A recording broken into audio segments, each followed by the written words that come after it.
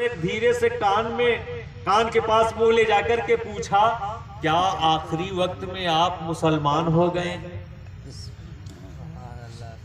तो Joseph Stalin ने कहा कि नहीं, मैं मुसलमान तो नहीं हुआ। कहा फिर आपकी जुबान पर या अल्लाह का वर्ड कैसे आया? कहा मौत की सख्ती की वजह से अचानक भूल करके ये वर्ड मेरी जुबान पर आ गया, मगर बताऊं कि मुझे बहुत तकलीफ थी, मगर जैसे ही ये वर्ड मेरी जुबान पर आया मेरी तकलीफ काफी हद तक कम हो गई। सुभान अल्लाह, नारे तकबीर, नारे रिसालत, जश्न ईद मिलादुन नबी, काफी हद तक कम हो गई। प्रोफेसर मसूद अहमद आगे चल करके लिखते हैं कि मुसलमानों, जो किसी मजहब को नहीं मानता था, जो खुदा को नहीं मानता था, उसकी जुबान पर अचानक भूल कर अगर खुदा का नाम आ जाए तो उसकी तकलीफ काफी हद तक कम हो जाती है।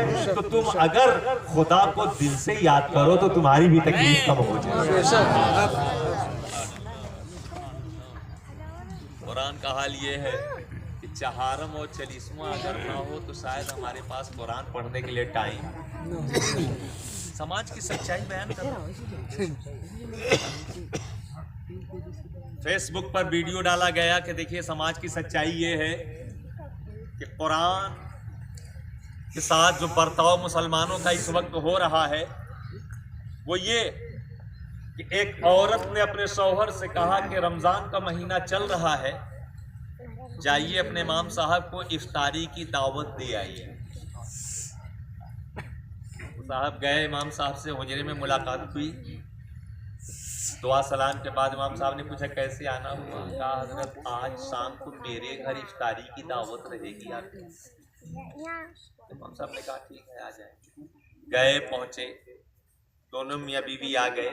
इत्तेफाक से बीवी के हाथ में नोटों की एक गड्डी थी, पंखा तेज चल रहा था।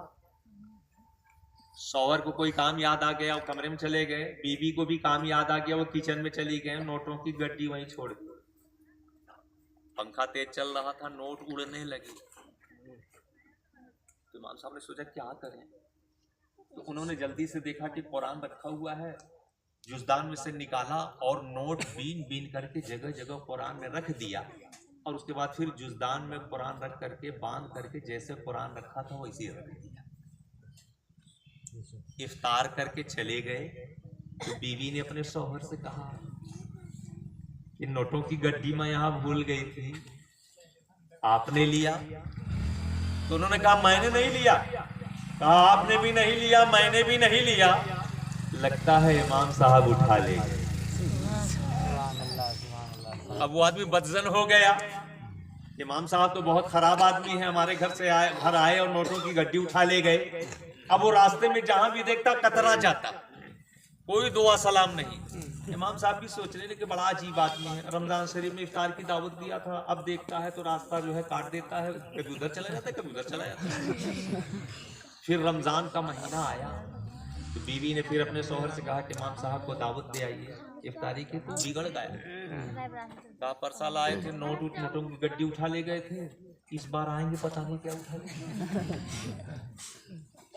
कहा कुछ भी हो आपके इमाम हैं, आप उनके पीछे नमाज पढ़ते हैं, जाइए उनको दावत दे आइए। गए, इमाम साहब से सलाम किया तो इमाम साहब ने कहा कि 11 महीने तुम कतराते रहे फिर आ गए। कहा हजरत आज शाम को मेरे घर इफ्तारी की दावत रहेगी।